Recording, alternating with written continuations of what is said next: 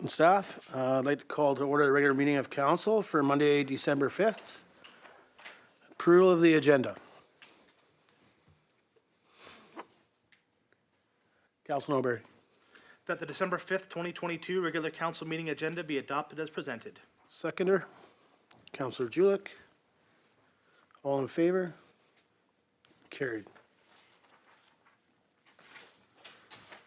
Adoption of minutes for November 21st, 2022 regular council meeting recommendation. Councilor Julich. That the November 21st, 2022 regular council meeting minutes be adopted as presented. Seconder. Councilor Noxana. All in favor? Carried. Business arising from the minutes, council? Any business arising? Okay, staff? Okay. Delegations, we have HD Mining International Utility, Jody Shimkus, advisor, and Norman Johnson to present to council an update on the Murray River project. Welcome. Come on up to the table.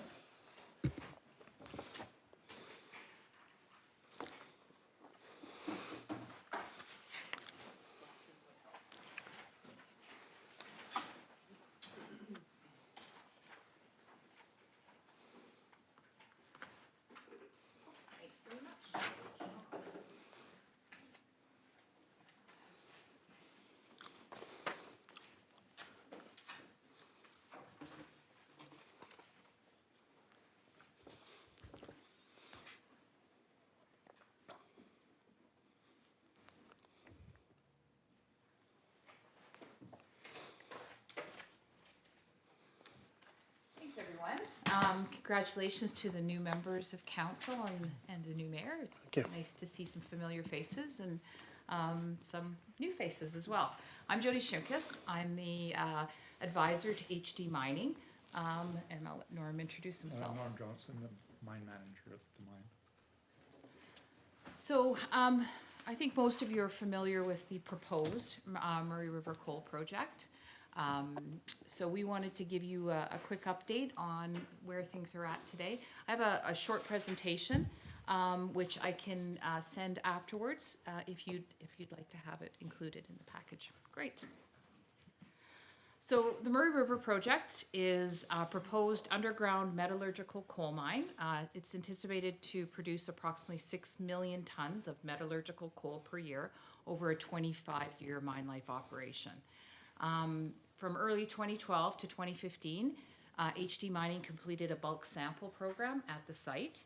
That included preparations of a decline site and a shaft site. The shaft was developed to reach the D coal for sampling. Both sites have some surface water management infrastructure there. There's 2 sediment ponds, one at each site.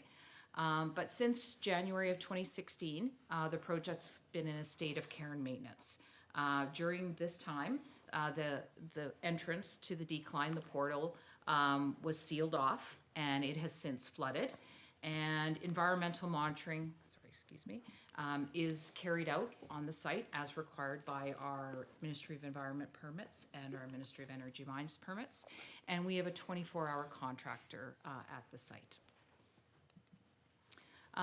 Currently, we have a provincial environmental assessment certificate, and we also have a federal SIA decision statement. On July of 2020, an EA amendment was granted to the Murray River Project, extending the provincial EA certificate to October 1st, 2025. The project's also been fully permitted under the BC Ministry of Mines Act and the Environmental Management Act with the Ministry of Environment. Work on the project must reach a substantial start by October of 2025, or the provincial EA certificate will expire. One of the reasons we want to come talk to you today is the potential for that certificate to expire if we don't reach a substantial start decision. The company has made a decision to move towards a substantial start. So we want to come and give you an update on what the planned activities are to move forward with that. In particular, if those of you that are familiar with provincial and federal EA certificates know there's a lot of conditions attached to those certificates. In particular, a lot of pre-construction and construction triggered conditions, which must be met before any construction can be started. We were fortunate because when we finished the provincial EA and the federal EA, we moved right into Mines Act and provincial environmental assessment, or Environmental Management Act permitting requirements. So we did develop several management plans at that time as part of that permitting process. However, there's still several management plans that have to be developed prior to construction. So those are one of the things that we wanted to talk to you today about, starting engagement around that. There's also several pre-construction activities that we're going to be looking at over the next year or two that we wanted to talk about and answer any questions that you might have. So in particular, in 2022, we've already completed the required environmental surveys and studies for migratory birds. Some people might have seen some helicopters flying over the area. They were doing some aerial bird work. So that's in support of the federal EA condition requirements. We are also currently working on a technical report regarding gas drainage and methane management, and I can speak to that a bit more if there's questions. And we will be getting preparation work for the rehabilitation at the south site, the auxiliary decline, and activities related to support some initial pre-construction work. As I mentioned, a big piece of activity that we're working on this year is updates to management plans and the development of new management plans required for construction. We're also planning for re-entry into the auxiliary decline. That would involve draining of the current decline and the design of a man-riding and material haulage system to go into that decline.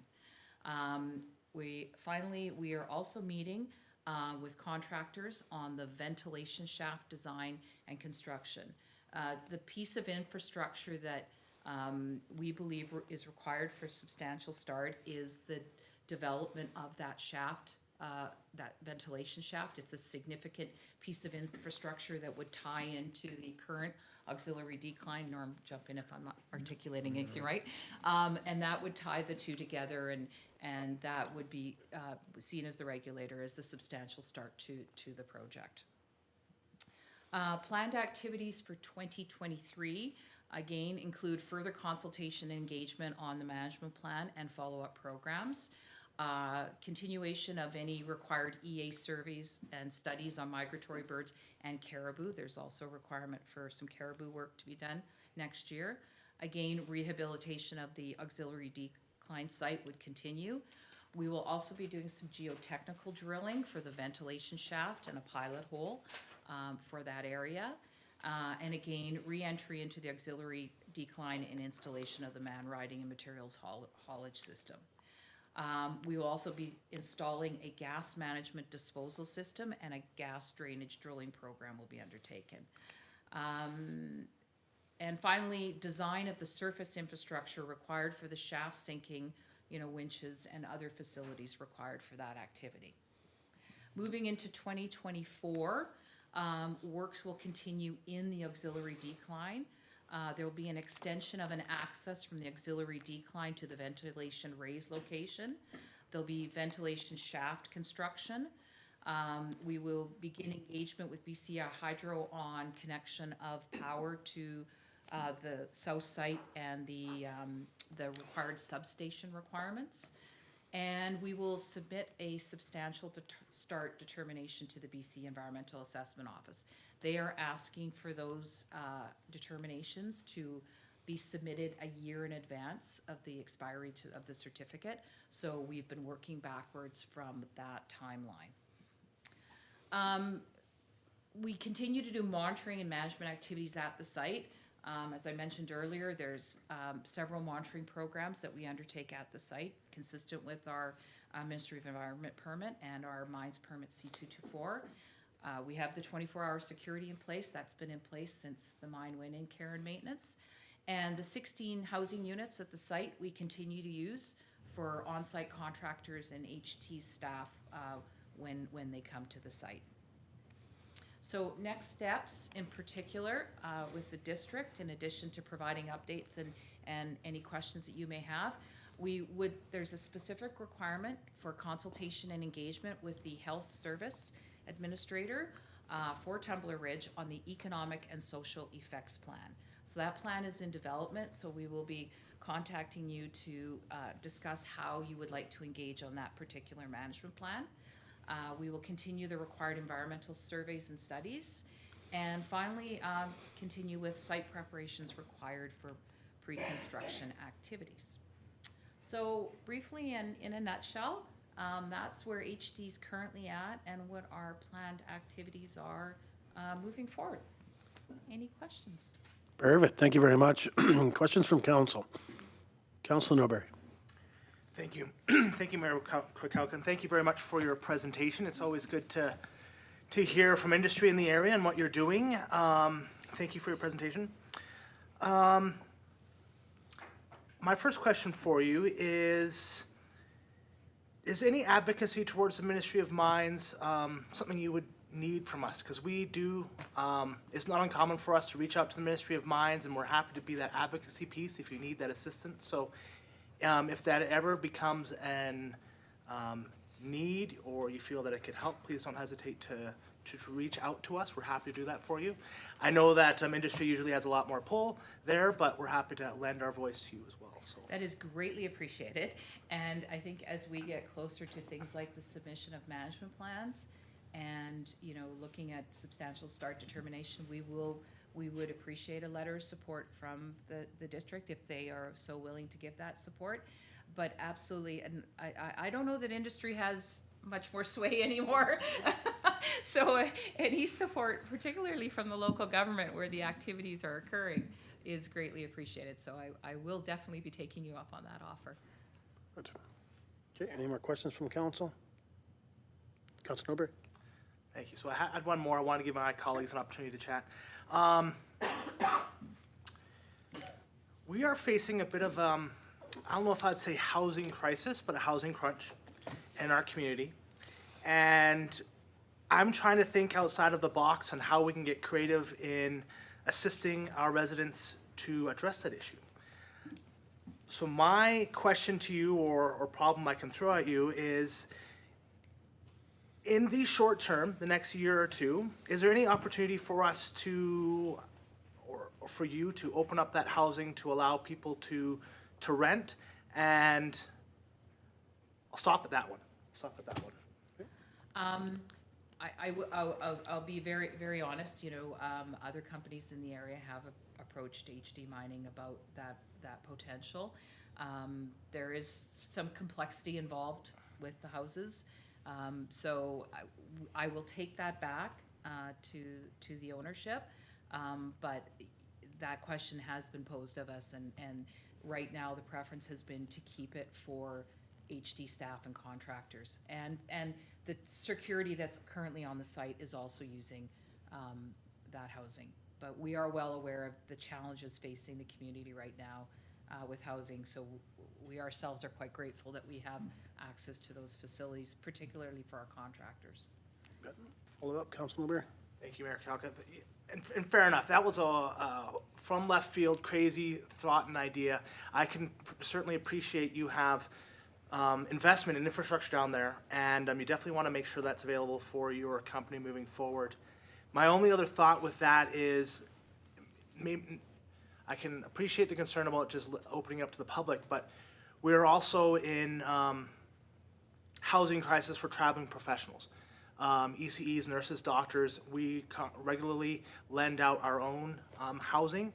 You know, and if you're taking this back to your, you know, to your people, maybe we can have just very select people, you know, they're professionals, they're teachers, doctors, nurses, ECEs, we can put whatever criteria are on there.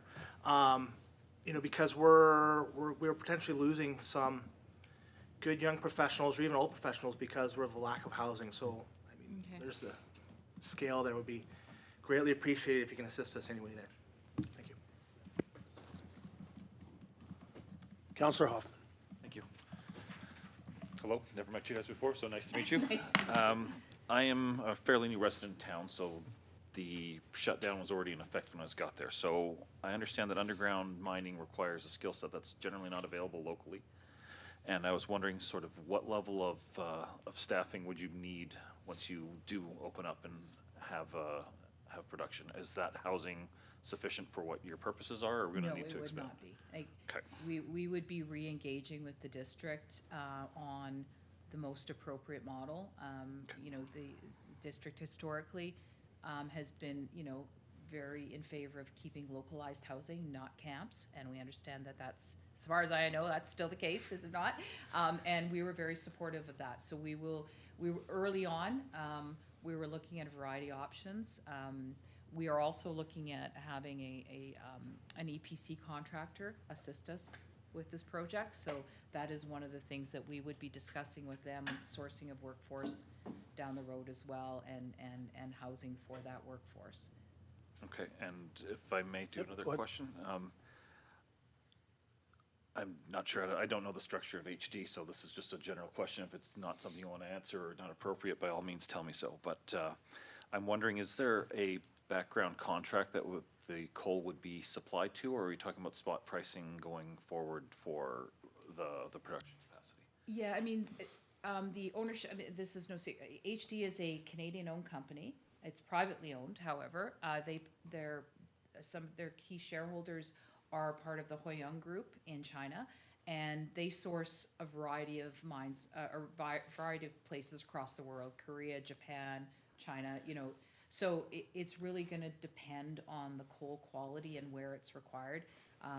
You know, we did do an economic report that was included as part of the environmental assessment, but I don't know that that's been determined yet. Okay. Like, but it basically, it's going to depend on the mixture of coal coming out of the seams. No, fair enough. I'm just thinking more that if you had the contract, the stability, what might be a good idea for the town and the mine going Yeah. forward may change, and that's Yeah, why fair I was enough. bringing that up, Yeah. and that's it. So thank you for that.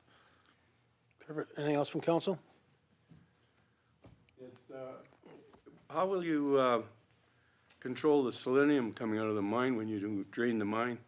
That was assessed during the environmental assessment, Yeah. and we also have a proposed water treatment system that Okay. can be used to treat selenium. We're not, because we're an underground operation, we're not dealing with the volumes of water that you would see from a surface operation. So the technology that we were able to explore is quite, you know, is different than what a surface mine would be able to utilize at a Right. site. So you'll be keeping it below the 10%? We have a Or 10 legislative- ppm? Actually, ours is 2 in our permit. Yours is gonna be 2. That's great. Thank you. We're not dealing with the volumes of rock either on the surface. Most of the rock is left underground where it isn't exposed to air. So doesn't create the selenium problem, so. Okay. Any more questions from council? All right, well, thank you very much, and I think, Jody, you mentioned it. I know it's a new council and stuff, and I've been on the previous councils, and more support housing than camps, and I'm glad you mentioned that. Yeah. Council Noberry had already hit the questions I had, and that was in regards to housing units, in regards to the professionals that we're seeing that are looking for that temporary housing. I mean, we do have 2 apartments they use, so that part he's covered over, so. And he already covered the other one is if we can do anything, reach out. So just reach out to our CAO, Ms. Torval. And if it's a letter of support you need, then, I mean, this council will support anything. In my opinion, that's what we're here for. That's great to hear, and we always appreciate. And likewise, if any questions come up Yeah. or any concerns, you can get a hold of me. I guess you'll need my number for that, but we can leave that with you, so. Council Noberry. Sorry, one last thing, because we're talking about housing, and for some reason I got really jacked up about housing. Last UBCM, there was quite a few conferences on housing. It's a big hot topic issue. When you start getting closer to that conversation, like currently our MLA, Mike Bernier, is the housing critic, right? So, I mean, I know he's the critic, he's in the opposition, but, you know, I think there's opportunity for us to get creative when it comes to housing. And I know that the NDP government is also really trying to push housing as well, so like there's opportunities there. I think we can get creative when it comes to expediting permit processing, changing our our zoning to match your needs. You know, I mean, I don't know about the rest of council, but definitely willing to do whatever we can to, you know, approach this issue, which will likely become an issue, to, you know, have it not be a barrier to allowing industry to operate and having residents move to our town versus camps, so. Yeah, those of you that have met Mr. Yan know that it's very important for him to work with the community on those solutions. So when we have, you know, sort of more information on the plan moving forward and the staffing requirements with that plan, we will definitely be engaging you on those. Councillor Gosh. Will you be considering a camp situation then? No, we've never considered a camp situation No? because it wasn't supported by the community. Okay. Thanks. All right, well, again, thank you very much, and thanks for reaching out and coming in as a delegation and giving us the update. And I mean, like, you know that this council's here to support, and if we can do anything, just reach out. Great. Thank you, have a good night. Okay, moving right along on to consent agenda. Take the recommendation, please. Councillor Julik. That all items in the December 5th, 2022 consent agenda be moved for information. Seconder. Councillor Norbury. All in favor? Carried. Are there any items the council would like to bring forward? Councillor Norbury. 7.2, Minister of Advanced Education and Skills Training. Seconder. Councillor Noxana. All in favor? Carried. Councillor Norbury, go ahead. Thank you, Mayor Kukalka. So, great, we have correspondence from our UBCM meeting, and they're giving us an opportunity to look into getting some money for ECE training. I'm really hoping that we can get the TR Childcare Task Force back up and running, because I think this is a great opportunity for us to start building up a pot of funds to get our ECEs qualified and trained. Totally agree with you. Anybody else from council in regards to this? That's on the floor right now.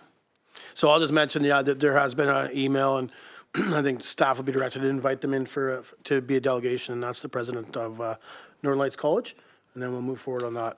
Okay. Councilor Norbury? Thank you, Mayor Kukalka. And just to, I don't know if I've informed council of all this, but I mean, at the task force, we chatted with, and Councilor Noxana could probably verify. You know, I tried to throw it at the Northern Lights College about, let's get creative when it comes to ECE training. There's a lot of opportunities out there.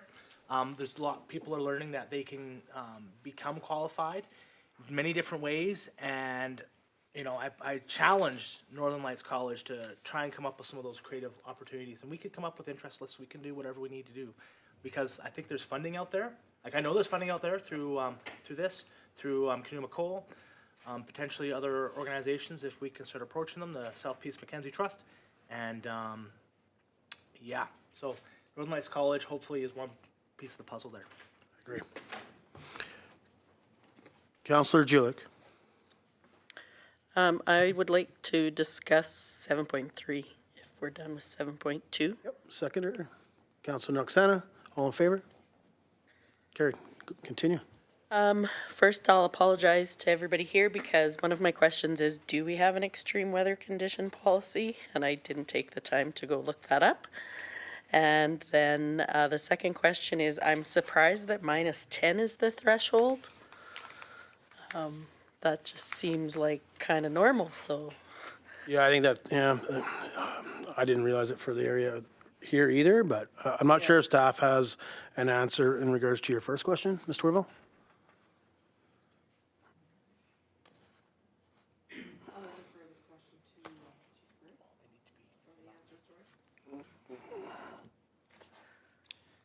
Thanks.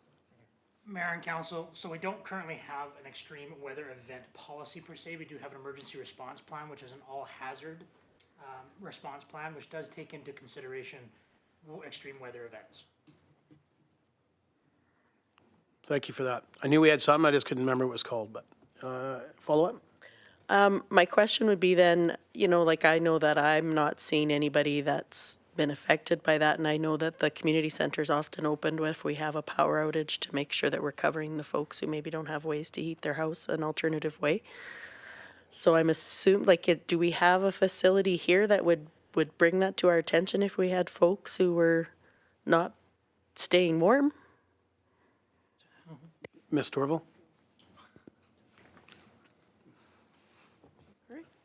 We're fighting over the room. Yes. He's queuing, we're queuing. Can't wait. So, your worship and to council, so we take the Environment Canada weather advisories as they come out. So they'll come out with a warning and then they'll come out with an alert and a warning. Similar to how they would have in the heat dome, it actually happened this year. We would follow their guidance on it. So while -10 is gonna be, for them, it's one of their thresholds rather, for an alert, then we have to the -24, to the minus, I think it's -25, is their threshold for the extreme weather event. And then we kick in things like our community center, we have town hall, we can open up for people in the community to come in, seek refuge from the cold in this case, or heat in the summer. Follow-up, Counselor? So I guess my next question would be, and these are things I fully understand that I probably should have the answer to my own self. Do the people in town know that those options are available?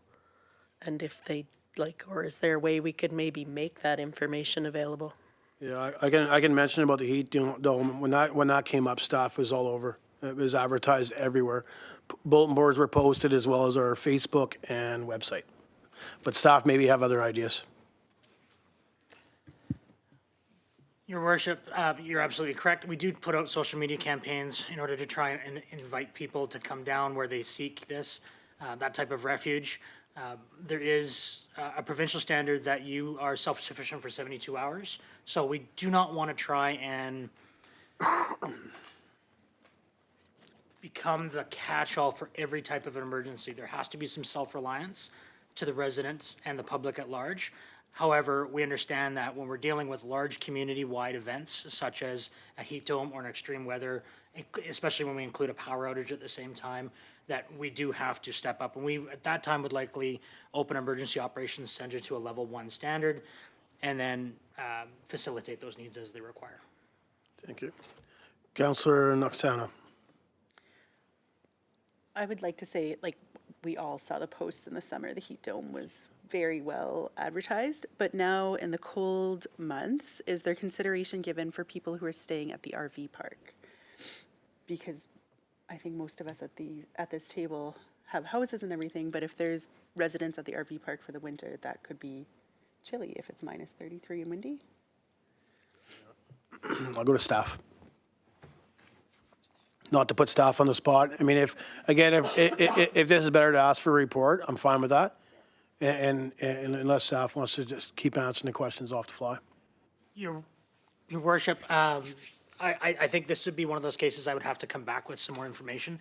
I don't know, I'm sure that the people that are staying at the RV park, when they book their leases through the district, they're quite aware of the weather that they're gonna be camping in. And most of these units have, they're either enclosed underneath them, they have things at their disposal. This is nothing new. I don't believe that we have anybody in there that's unprepared for the winter or staying in an RV for winter, but I'm speculating at that point.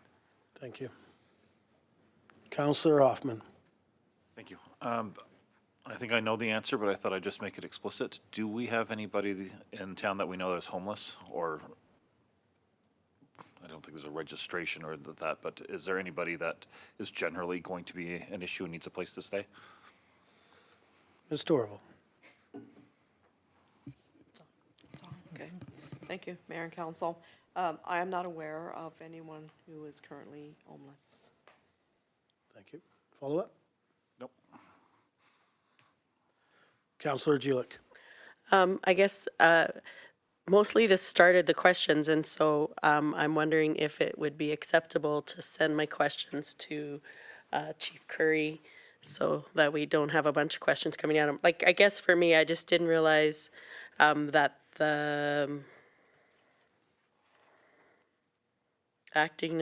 wherever this letter come from, Municipal Affairs, that there was some guidelines, and so just kind of wanted to know where we were falling within them and what maybe repercussions and stuff were.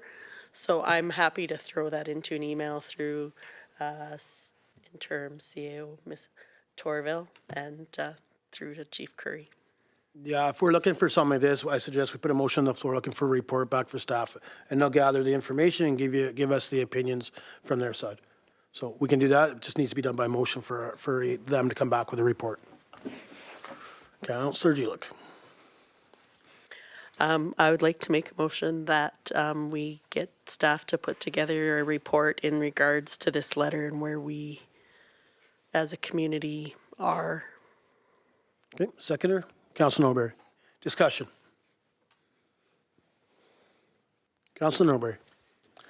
Thank you, Mayor Kukalka. My question to staff would be, or my suggestion, would it be useful to have guidelines for when we would start advertising or when we would mobilize this response from the community, like opening the community center, advertising, putting it out on radio. And the only reason why I mention this is that when we did have the Beavers, thankfully it was great. We have Chief Curry, we have Deputy Chief Mike Thibodeau, and I think our response staff are great. But if they are ever gone, it is good to have a policy written down on what steps to follow in case they move on, whatever. I'm just making a suggestion. Maybe we have it in there, or is it even worthwhile adding it in? That'd be my suggestion question.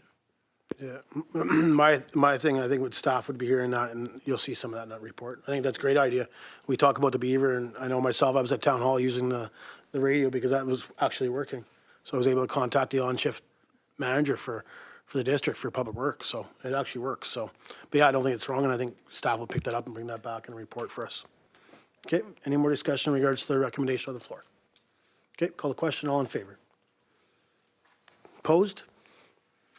Carried. Is there anything else in the consent agenda that council would like to bring forward? Councilor Norbury. Thank you, Deputy Mayor Kukalka. Oh, my goodness, I'm sorry. That's Thank you, right. Mayor Kukalka. 7.7, Tumblr Community Forest. Seconder. Councilor Noxana. All in favor? Carried. Councilor Norbury. Thank you, Mayor Kukalka. So we have correspondence from Duncan McKellar, our forester for the community forest, looking for the mayor's signature in amendment to our forest, FSP Forest Service Plan.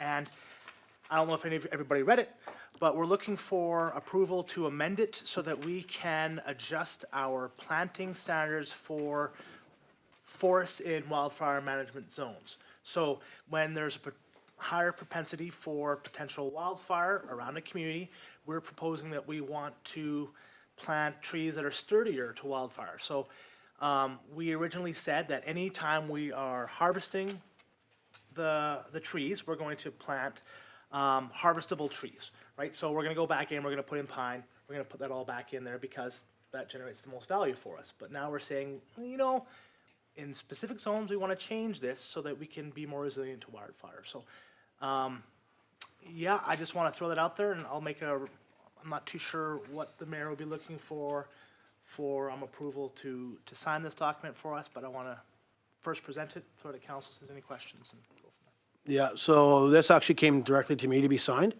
and I actually asked staff to have it in the agenda.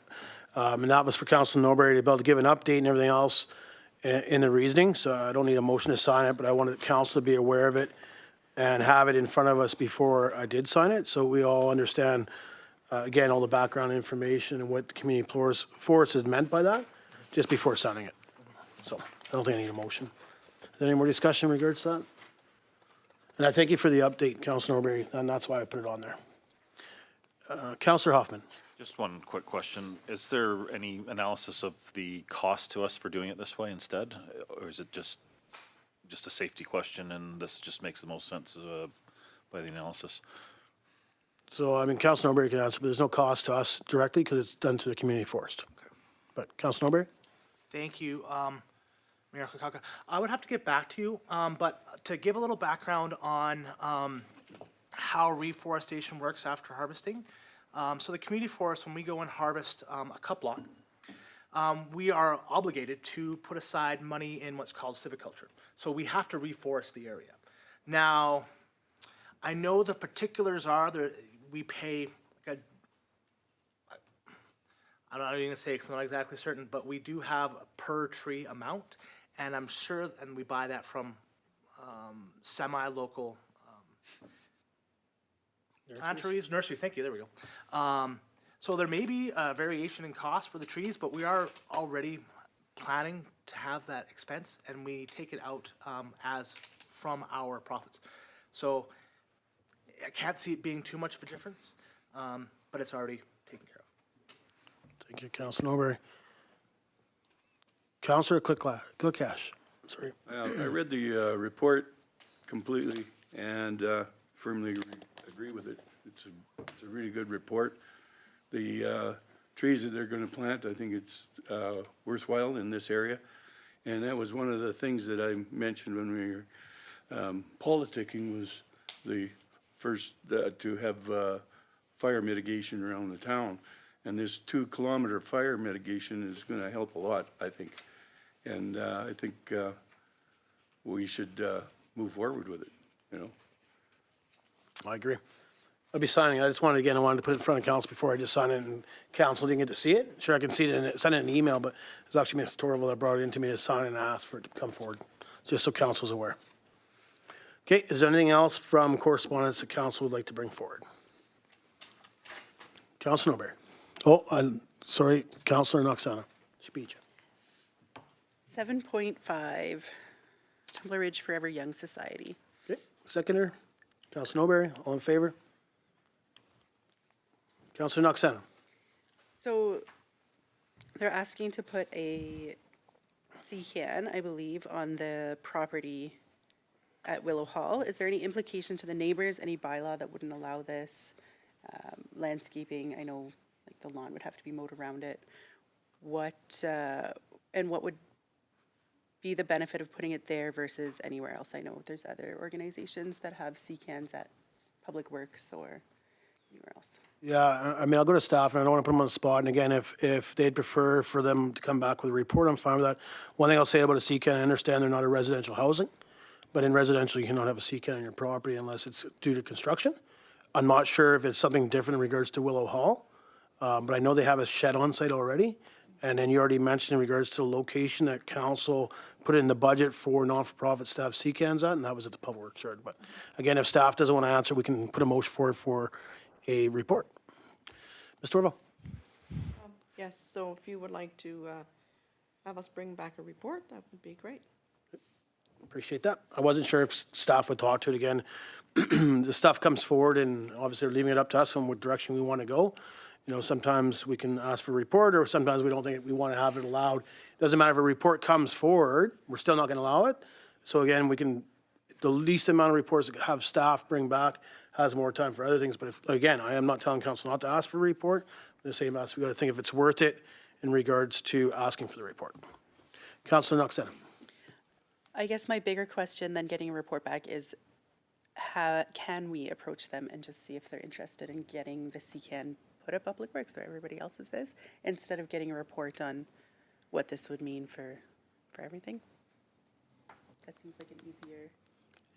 We could put a motion forward directing staff to contact the Forever Young Society, asking that, hey, we do have a location that council has put in the budget that staff has completed. Would you like your CCAN there? The other concern I'd have, and I'm fine with that recommendation, is we actually have a caretaker of the building. So it's actually the Light of the Rockies is the caretaker of Willow Hall. So I think things like this should actually go to the caretaker. Because I believe, and I could be wrong, the staff will correct me, but I believe the Light of Rockies have, whether it's, I'm not sure from what part of the staff they would talk to, but they do communicate with staff. And that could have been asked through staff. So sometimes like that caretaker is the way for that to be directed, but I'm not sure who they talk to, but there is somebody. Ms. Torval. Yes, Mayor and Council, so they would possibly go to the community center regarding the Willow Hall. But that would be, as the mayor has already said, there is a manager of Willow Hall, and the group should could go through to the manager, and then the manager would come to community center for the building and the CCAN allowable. Follow up, I would Councilor agree Knoxville? that that's the best direction then, to direct them to the building manager. Okay. Councilor Norberry? Thank you, Mayor Kukalka. So I still think it is worthwhile for staff to reach out to the Forever Young Society to pose a alternative, because we do have that alternative. So I'll make the recommendation that staff reach out to Willow Hall to discuss options for other storage using sea cans. I'll stop there. Okay, seconder, Councilor Noxana, any discussion?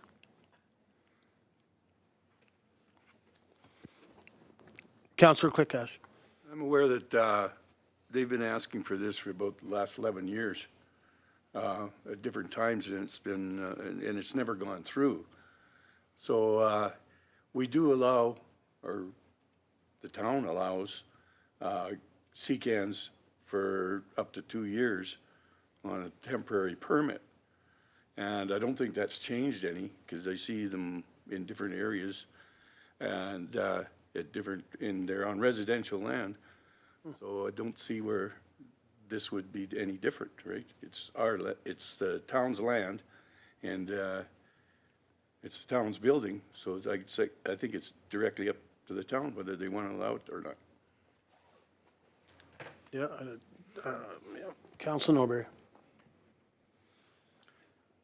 I agree with Councillor Clickash. But with right now, my thought is, currently, we would need to make a amendment to our bylaws or make a change to allow for a CCAN for a long term, because I think that's probably what they would want. I think this may be an easier solution at the time, and if they still want it at their site, I am prepared to look at what you're suggesting. But right now, we're just sort of talking about, let's have a little more discussion with Willow Hall, see what's there.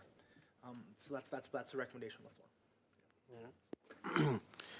Yeah, thank you for that. So my only comments would be is, it's not the concern with Forever Young looking for a CCAN, so this would be the first time I've ever seen it in front of me. My concern would be, I think there's 8 or 9 or 10 groups that actually use Willow Hall. If all those groups came forward and all wanted a CCAN for themselves, we possibly have 9 or 10 or 8 CCANs on one location. Again, there's residents behind them and across from them. So that's why I think if we have, motions on the floor, have staff reach out, maybe they would be willing to have one over at the Public Works area. I understand the transporting. I know they mentioned some things, some items in here, like their barbecue, some items left over from their garage sales and stuff. So maybe it does work. I'd just like to hear back from them. But yeah, this is the first time I've ever seen it. You mentioned like 11 years is the first time I've heard it. I've been on council for 8. So appreciate the comment there. Any more discussion? Okay, call the question on the motion. All in favor? Opposed? Carried. Councilor Norberry. Thank you, Mayor Kukalka. I'm helping you get experience with our queuing system. So my thought is, we have this course in front of us. What happens if they say, no, we can't, that won't work? I'd hope that we'd have this again in front of us so we can have a discussion, because I am potentially open to working with the Forever Young Society and how we can accomplish their goals. And maybe this is council doesn't have to get involved. Maybe we can suggest, staff can talk to them and say, hey, you want to buy a $10,000 CCAN? You can buy a pre-built co-op unit from co-op. That's a shed that's bigger, and it would work better for you, and we could potentially work with you on erecting it, right? Like there's options there, but I definitely want to continue to assist our seniors. Yeah, and I appreciate that. And I think when staff has communication with them, I would think if they're not agreeing upon that, it would come back before us. I mean, it's something we can keep on the radar. I would think staff's got that one. Anything else? Councillor Hoffman. To build on Councilor Norberry's idea, if there are 7 or 8 people using it, maybe we should expand it a little bit and talk to everybody and see what their storage needs are. If it's our property, then maybe adjusting it to either expansion or a shed or whatever makes sense. But I kind of like the idea, actually, of it being the cities as opposed to one individual or 1/8 of the usage being covered by one CCAN somewhere in town. But discussions for another day, but maybe worth letting others know that we're thinking about that. Councilor Norbury. Thank you, Mayor Kukalka. To Councillor Hoffman, to Councillor Hoffman's point, I wager if you talk to almost any nonprofit organization or organization in town, storage is a huge, huge issue. So I think it might be a dangerous situation if we ask everybody, hey, what are your storage needs? Because I'm a part of a few, and almost every single organization I'm a part of, there's a stack of stuff in somebody's basement that we'd love to put somewhere. So I would yeah, I don't know. I don't know if we want to have a storage yard for everybody, but yeah. Councillor Hoffman. Point taken. Is there anything else from correspondence council would like to bring forward? Councilor Norbury. Thank you, Mayor Kukalka. 7.8 for discussion. Seconder? I'll second that. All in favor? Carried. Councilor Norbury. Thank you, Mayor Kukalka. So, yeah, I definitely want to let everyone know that I'll be available. I hope everyone will get out. Sledding with Santa was a great time last year. I know we got to ride in the fire trucks, which is always a fun time. Maybe that's available. Chief? You're not directing the staff, right? Just throwing it out there. Thank you. Thanks for bringing it forward. I was waiting to see if anybody would. If not, I was going to bring it up. I think if anybody's available for the 16th, to email myself and Ms. Torval and Ms. Curry. And we'll get a list together. And I know I've already taught staff when it first came out in a meeting I had with the Geopark. So I'd already kind of asked the questions what they did last year. I was only able to attend last year. So I would imagine it's the same setup as last year. But just email myself and CC our 2 staff members, please. Okay, anything else from correspondence? Okay, bylaws. We are going to have to defer 8.1, the official community plan bylaw. So I'll put a motion on the floor to defer it. It's because we're missing council to do so. Seconder, Councilor Norbury. Discussion? Councilor Clickash. Your worship, I was reading through the OCP, and I noticed that they're recommending putting 240 trailer units, or it's a number 240, and also 241s and 277s on residential lots. Well, a lot of these units are 76 feet long, and they won't meet the setbacks on our residential lots. We've had trouble with this before in years past, and I just would like further discussion on that. Yeah, so what we're doing here is the motion on the floor is to defer it. And the only reason we're asking to defer it, so we're really not going to talk about it tonight, is because we have to have all of council present. So when council's present, we can definitely have that debate, and we can send it back to staff. We'd have to call back, I believe this is our final reading, so we'd have to call back on the 3rd reading to have staff make changes if council so decides. So all we're doing is deferring it tonight, and it will come before council again when we have full council. Any more discussion in regards to the deferring? Okay, all in favor? Carried. 8.2, zoning amendment bylaw number 719, 2022. A report dated December 5th, 2022 from Director of Economic Development and Tourism Zoning Amendment bylaw number 719, 2022 for first and second readings. Recommendation. Councilor Norbury. Thank you, Mayor Kukalka. That the zoning amendment bylaw number 719, 2022 be read for a first time. Seconder. Councilor Noxana. Discussion. Okay, all in favor? Opposed? Carried.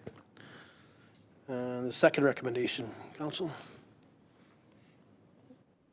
Councilor Noxana. That the zoning amendment bylaw number 719, 2022 to be read for a second time. Seconder. Councilor Norbury. Discussion. All in favor? Opposed? Carried. Okay, new business, letter of support for BCEHS to Ministry of Health. Report dated December 5th, 2022 from Councillor Noberry for a letter of support to BCEHS to Minister of Health. Councillor Noberry. Thank you, Mayor Kukalka. Sometimes we handle this sort of stuff in notice of motions, but I don't know about the rest of you, but I don't really know a lot about the intricacies of BCEHS. So I wanted to add a little bit of information for you. To give a little more background that the report doesn't show you is, this was in discussions with BCEHS or our ambulance paramedics in town. There's concern that this wage top-up may go away at the end of December, and even at their current status, there are more attractive options for ambulance workers in town. I was in discussions with them on what they feel the best course of action for advocacy for them is, and they felt that a letter is sufficient, and they've seen it work in other communities. So let's do what we can to lend our voice to theirs and advocate for our ambulance paramedics. So I'll make a motion that council sends a letter of support to the Ministry of Health to add BCEHS Alpha or Bravo station at Tumbler Ridge, and that if increasing the service levels is not possible, that the $12 an hour schedule on call wage be continued past December 2022. Okay, seconder. Councillor Julik. Discussion. Councillor Julik. I was kind of baffled as I looked at the numbers, and I know you, previous council probably dealt with these, and so I apologize for not brushing up on my information. So as an SOC, that means there's no guaranteed hours for staff? No, so as an SOC station, they work the 10 hours on shift, 8 hours on shift. Hang on a second, I gotta figure this one out. It's 8 hours or 10? 10? 8 hours, thanks Chief Curry, 8 hours they're being paid for to be at the station. After that, they go on call the rest of the time. So that's the $12 an hour on pager. So they used to have a Fox shift, is what they used to call it, Fox. They have Kilo, so they have Alpha, Bravo, Fox, and a Kilo car is what they used to have in the north. Not in Tumbler Ridge, but Dawson Creek and Chetwynd used to have a Fox car during the day, a Kilo during the day, a Fox car at night, and a Kilo at night. Fox car was paid $10 on pager. If they got called out, they got paid 4 hours for the call out. And then they'd be back on $10 an hour after the 4 hours. A Kilo car is paid $2 an hour on pager. And if you get called out, you get paid for 4 hours of call out. So if you're out on your call out for 30 minutes, you get paid for 4 hours. So, and what they've changed now is got rid of the Fox and giving $12 on pager.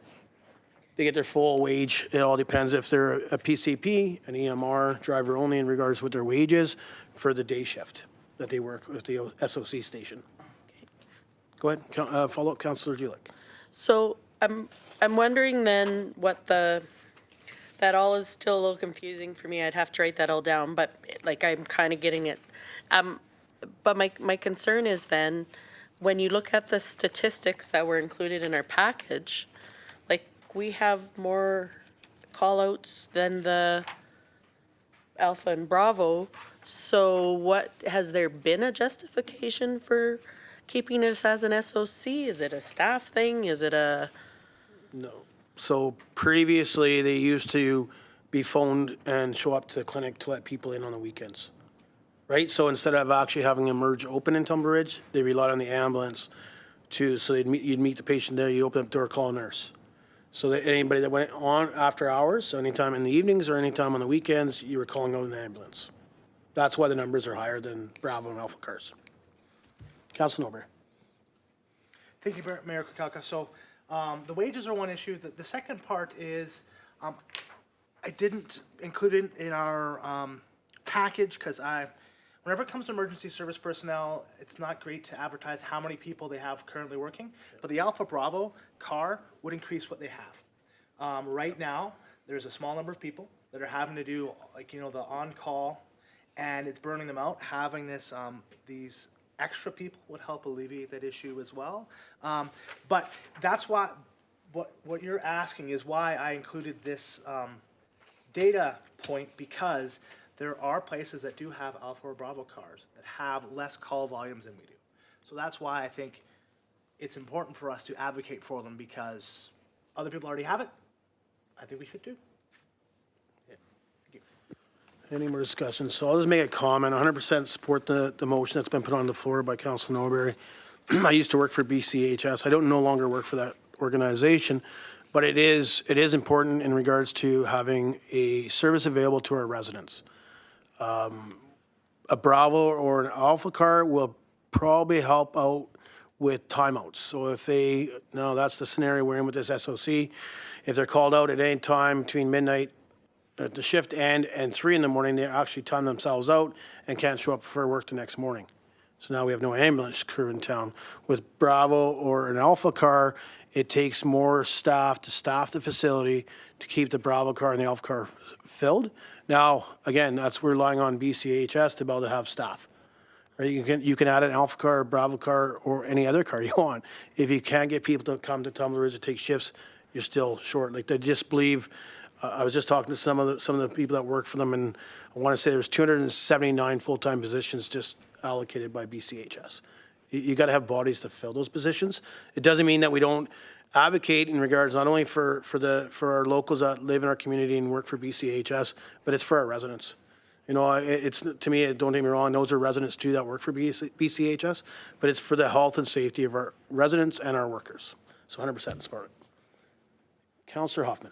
So just for my understanding, by the way, really like the number breakdown. That was very helpful, so thank you for that, Chris. Or Councilor Norbury, sorry. Shouldn't laugh, then I think it's funny next time. Is BCHS paying the $12 an hour, or is that a community top-up? That's the one thing that I was not clear on. So are they paying everybody that is under their purview this 12 hours to keep staff provincially? Yeah, so I can't say it's provincial. It's anywhere there's an SOC station. Okay. So instead of being at $2 on call with your pager, you're now paid the $12, and that's because they got rid of Fox. And to muddy the waters yet again, is there something that we can do to top up to make ourselves more attractive to an individual paramedic? Or is that something that would be considered out of bounds? Yeah, I would need clarity from staff, and I think I'm not putting staff on the spot, but again, and this comes down to government funding. You know, we say the same thing with nurses and doctors. They are included in the all-access pass that we do give to healthcare professionals. So again, I think it's time that ministries step up and start doing this, and I think it's not always about a wage top-up. It's trying to change it so they're actually not burnt out. Work-life balance for the paramedics, just like we do push for the doctors and nurses. So the problem is they work during the day at the station being paid their wages. It's after that they're now put on the pager for $12. So I mean, I've worked on call, not in this Yeah, critical sort of thing, but on call sucks. I'm one of those that was very happy to give that up when that part came to it. But I just see us yet again. It's going to come up again every time we're looking at something. We are competing with 30 other communities, give or take, for the small end for where people are going to work, and we're going to need something to convince people that, come here, not there. And I just one more thing on that. So, thank you. I'll stop now. no problem. Councillor Julik. So I guess I was also wondering if there was something we could do besides a letter of support for the $12. My concern as well, when we get put, I can't remember the term, when all of a sudden our emergency room is not available. Diversion. When we're on diversion, then that again adds another level for our BCHS staff. So if there's something we could do beyond a letter of support, I imagine Councillor Norbury and yourself, Mayor Krakauka, have gone through this already. But and I apologize again for not backing up my information a little bit better. If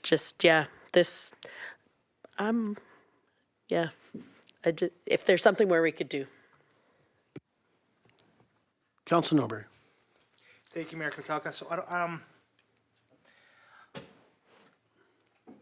I think it's great that we're all trying to get creative and advocate for our emergency professionals. They definitely need our support. When speaking with the paramedics, the BCEHS personnel, they felt that a letter of support was sufficient at this time. We do have a mechanism where the BCEHS or Northern Health can ask us to assist in areas that they feel there is gaps in our Health Needs Task Force, Mayor's Task Force. But there's a mechanism that we can have that discussion, whether it's needed. And I would hesitate advocating on someone's behalf until they ask for it at this moment in time. And the reason why I mention that is that over the last few years, we have definitely been seeing downloading of services on municipalities. And there's a fine line between making our government organizations accountable to the job that they've been tasked to do versus asking the taxpayers to pay twice to subsidize their services that they're not providing properly. So at this moment in time, I know that the paramedics at this time feel that this is sufficient, this is what they wanted, this is what we've agreed to. If there becomes a higher need, then I think we have an opportunity with our task force to have that direct conversation about how we can assist. But you know, I think this is what this is the starting point, and then we have some options moving forward. Councillor Julik. Yeah, and just to clarify, I wasn't necessarily looking for a monetary solution. I was looking more if there was a different recommendation we could make, or if there was a different ministry we could reach out to, or something to that effect. I definitely wasn't thinking money, because I agree with you. I think that we need to be careful when that stuff happens. So, but I also take your point that this is what they've asked for, and I'm wholeheartedly support that. Okay, I'm going to call a question. All people are all in favor of the motion on the floor? Opposed? Carried. Okay, before we go to the next one, Councilor Norbury. Thank you, Mayor Kirkcaldy. I need to excuse myself for this next agenda item as I have a pecuniary interest. I work at the library. Thank you.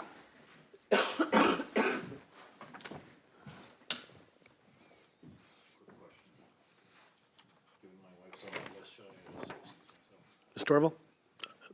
That I can never tell you to leave. I mean, there's no pecuniary interest to you, but it could be proceed, but I mean, yeah. Just want to keep it out in the up and up. Yeah, no, appreciate it, Mr. Torval. Thank you, and I do appreciate your question there, Councillor. That is entirely up to you. If you feel you should recluse, then that's, That said, I'll just abstain and keep my seat. So you can't abstain and vote. If you don't vote in favor, you're automatically voting in favor. okay. Yes. Sorry about that. Yeah, if we don't vote, it's an automatic vote for yes.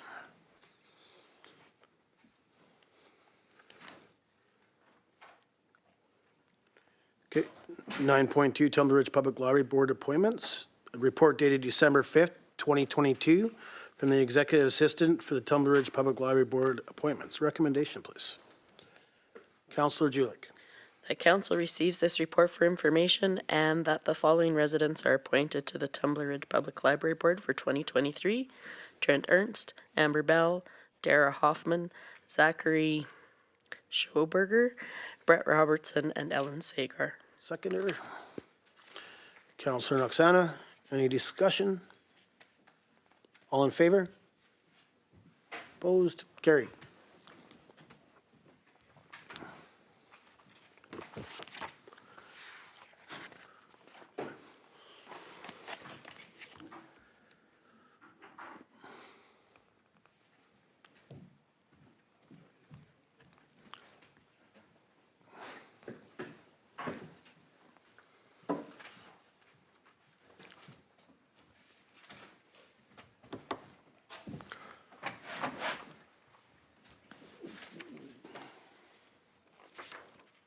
All right, moving on to fuel, the action list. Just before we bring it up, and if council wants to bring anything forward that we can discuss. So I want to talk about October 3rd. They're highlighted in our agenda. These were motions made by the previous council in regards to arranging a meeting with YMCA and council, as well as invite the board and the task force members to the meeting. Now, it has moved forward fairly quickly after the election, and YMCA has obviously taken over the child center and stuff. So staff actually reached out to me and asked where council wants to go with this. So if we can give them direction, if council's fine allowing this just to proceed and see the YMCA is doing, and then bring them in for an update, or if we want to still meet with both organizations, we just need that information, that direction. Council, council's wishes.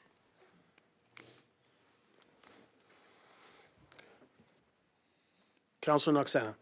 I think it's fair to give them some time to get everything switched over and then get the YMCA in for an update, maybe after winter, late winter. Rest of council good with that? Okay. Oh, Councilor Nober. Thank you, Mayor Kukalka. Yeah, I agree with Councilor Noxana. Give them some time. Let's have the YMCA come in. I know when they presented to the task force, it's, I like their plans. Now, was the thought to have the task force as well as the TRCCS board there? I don't feel that they're particularly important to have at this meeting or delegation. One, the TRCCS board is moving more towards a friends of the YMCA. They're not going to be in the direct operations anymore. They're maybe looking at fundraising. Like we don't really know what they're doing yet. So, and the task force, mostly professionals that we meet in the day, or we used to meet in the day to adapt to their schedules, and I think, through regular reporting. I'm not too sure if council still needs more information from them, but. Okay. Take a motion to remove it from fuel. If you may. Councilor Nober. Thank you, Mayor Kukalka. I'll make a motion to remove the invitation for the TRCCS board and the Child Care Task Force to the meeting with the YMCA. Thank you. Seconder, Councilor Noxana. Any discussion? All in favor? Removed. Carried. And I agree in regards to Councilor Noxana in regards to YMCA. Maybe staff can, it's still on there, so they just didn't know how we wanted to proceed, and now they've heard it and they'll just do it. We don't need a motion for that. Anything else from council I want to discuss? Councilor Julik. Sorry, it's not a discussion. I did look up GMHL board. Is that the hockey? It is. Okay, I just wasn't sure the acronym, and so thought I better get clear on that. All right. Okay, anything from the rest of the council? Okay. Schedule of meetings. So I have a couple things to add. The reason the schedule was blank in the previous meeting was actually my ask of Mr. Orville to bring just a blank one, and I forgot to bring it up. But I'd like to plan a strategic planning meeting on January 7th, and that would be for council and our CAO. Does January 7th work for council? So the idea of this strategic planning meeting is come forward with any ideas that you have, whether it's, finishing the walk pass that have been talked about many years, and I'm not using that one, but bring what you want. And just, we'll throw a bunch of stuff together and then have a debate and scratch things off and then bring it forward for an open discussion in regards to a council meeting. And then I'm also, it would be 9 a.m. It'd probably be a full day meeting. We are going to just do it ourselves. We're not bringing in a contractor or a group to do it. Ms. Orville figures she is comfortable to do it. Does the 7th work for council, though? Again, that's up to you. I can't. Okay, we're good. 9 a.m. And then we are also planning one for January 14th, strategic planning with council and staff, senior staff, whatever staff Ms. Orville decides to bring. Does that date work for council? 9 a.m. It'll be 9 a.m., yeah. So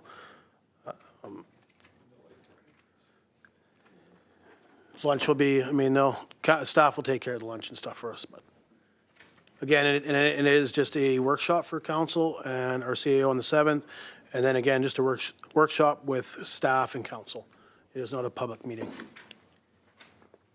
Okay. All right, anything else on the schedule of meetings in regards to the schedule that's in front of us? Okay. Any notices of motions? Okay. Councilor's business. Councilor Nober. Thank you, Mayor Kukalka. So I met again recently with the South Peace Health Services Society. Bit of an update there. We took over a property from the city of Dawson Creek that is offering short-term housing for doctors. We currently don't have any funding in place to operate that, like just simple things like paying for hydro utilities. And so just throwing it out there that, you know, we may be looking to ask around for assistance in operational costs, but, you know, that is another thing that we are taking on at the South Peace Health Services Society and assisting accommodations for doctors, so outside of the Baltrees house. Okay, so just in regards, have you guys approached Northern Health in regards to that new building coming online? About taking over the funding in regards to power and gas? Councilor Berry? That is a good question, if Northern Health will be willing to take that over. Yeah, so I'll throw out the board, yeah. Maybe you can get me some information too, or I'll contact. Mr. Bumstead was supposed to be coming up anyways to have a meeting with all of council as a delegation, but I mean, obviously he has contacts with PRRD, but we also have funding through the PRRD on that side of it, so hopefully we can work it out. Any other councilor's business? Councilor Julik. Sorry, this isn't councillor business necessarily. I should have put my hand up faster at the calendar. Do we normally put like, so the 17th and 18th is when Councillor Noxana, myself, and possibly Mayor Kakauka are going to Prince George? Are those things that we normally put on the calendar? No, okay, that's all I was concerned about. And right now there could be possibly 4 of us going, so we'll figure out how that works. I believe Councillor Hoffman was interested as well. Okay, any more councilor's business? Okay. Oh, go ahead, sorry. Go ahead, Councillor Hoffman. If you're able to go, you can cross my name out. It's all Okay. good. You don't need to make a Okay. special occasion. Okay. I have quite a bit, so I'm going to try and get through it. One thing I want to thank the district for inviting council and myself to the Christmas Awards banquet. And there's a few things I'd like to mention from that and make sure it's public knowledge. I'm going to start with staff first. They're not in order of years worked before the district of Tumber Ridge. It's kind of how the agenda was wrote out. So 10 years is Amber Doonan. 15 years is Gary Doonan. 35 years is Brian Link, and my understanding it's the longest employee of the district of Tumber Ridge. Okay. 5 years, Shirley Kelly. 10 years, Lindsay McQueen. 10 years is Candy Lawson. 10 years is Ray Trudeau. 20 years is Corey Bollock. 20 years is Ann Moore. 5 years is Karen Curry. And 20 years is Aline Torval. Thank you to all the staff. So my thing is we have, the staff puts on a Christmas party and awards banquet, and I don't think residents realize, you start adding up the years of service in that list, and obviously there was more than previous years that you guys couldn't have your awards banquet, but, you know, hats off to staff and senior staff with their staff to have people working for the district 35 years, 5 years, 10 years, 20 years, that's pretty significant, so. The other one will be the fire department. Again, just to respect the volunteer fire department, I mean, they put a lot of time in, leave their families in the middle of the night or at time at dinner or hockey or skating. So probationary firefighter Ryan Schwab, 3 months.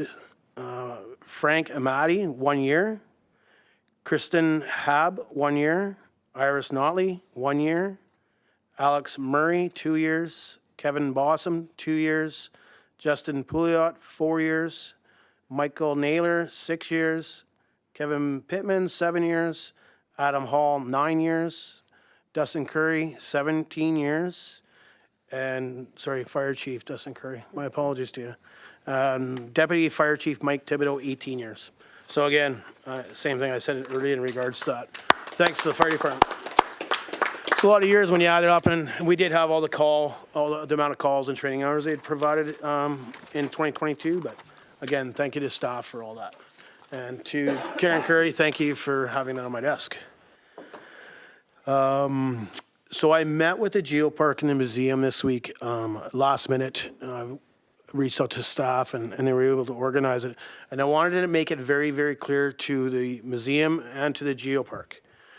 I was going to update council at the last meeting, but I didn't feel comfortable without reaching to those individual groups to make sure that there was the information that's being said tonight is very clear in their minds. But both organizations, obviously, when they had the asset voting results, has passed the PRRD for funding. The alternate motion was read by another director, that the regional board authorize a draft budget be prepared for function 222 and 223, which one is, 222 is the Dinosaur Museum grant and aid, and the other one is for the Geopark, and for consideration during the 2023 budget discussions. So instead of them having to wait a year, they may see funding from the PRD in 2023. So again, it's consideration, but I want council to be aware of that. And we'll have a council discussion after the meeting, just on how many emails you want to see. I can definitely fill your inbox up, because mine is. Another meeting we had, again, I think staff, myself and Karen had met with Haven Family Services out of Dawson Creek. Councilor Bay, have you heard of that? All with your other societies done? You have? So I've actually asked them to come as a delegation to council. It sounds very, very good what they offer up in regards to some counseling and stuff like that, boots on the ground in Tumbler Ridge, not through the Zoom links and all that, as well as assisting these people in regards to appointments elsewhere. So I'll be honest, it sounded like what they would be looking for is space in Tumbler and possibly funding. I kind of said to them, like, you know, if they can have that information, like especially the funding model, you know, I mean, that's a debate council would have to have is taxation dollars. But the same thing, what are we giving back to our residents? Because again, Northern Health has yet to provide that. They only do Zoom, which we've hammered at the UBCM, myself and Council Nobury. And I don't think we'll stop hammering that, but the same aspect it is for our residents and our youth. So they'll be coming up, I believe it was in early January. I'm not sure if they've reached the staff yet, but we are going to get them in as a delegation. Council Nobury. Thank you, Mayor Kukalka. Talking about funding, you know, maybe former Mayor Bumstead might be a good source of information on how he convinced Northern Health to pay for our Baltree's house. Maybe Northern Health, they may not have the people or the capacity to administrate counseling, but maybe there's opportunity there too for us. So, yeah. So on that, again, I didn't want to go through the whole meeting, but they actually do work under Northern Health at some parts of it. They both are now working, I'd say, on their own through this Haven Family Services, but they both, actually, the two individuals that were in the meeting, both worked for Northern Health at one point or another. So we met with Kara Kirkuk. I don't even know how to say it. I'm not sure. I can't say that one. Sorry. I was going to ask Ms. Kerr if she could. Then the other one was Angela Ray. And like I said, they were. Man, I told you right away. I was like, "What do you need? And can you come as a delegation?" Because they just seemed too good to almost be true. The other thing is the liaison list will be out. I'm going to propose to staff first to have it in the policies priorities committee meeting. That way residents are aware of what committees we all sit on. So I'll be meeting with council this week to give you the list and make sure you're okay with the ones I've appointed you for. Again, that list can be redone in a year. You know, if we're not happy and want to change it up, we can change it up in a year. The other thing is I have a schedule, should be out this week, and that'll be for acting mayor. So my understanding, talking to all individual councillors, everybody would want to take in account to being that. So we're going to do that. The difference is we're going to switch seats. So because I have the board, I'll just move to whatever councillor is the acting mayor. I'll move to your seat and you'll take my seat. And then that way you're chairing the meeting. We don't do the round table no more. So I think it's right that you actually run the whole system in case I don't make a meeting one night and you actually have to come up here anyways. So I think it's a good learning tool to be able to run the whole thing. Okay, that's all I have for business. Question and answer period. We don't have a gallery, but is there any emails?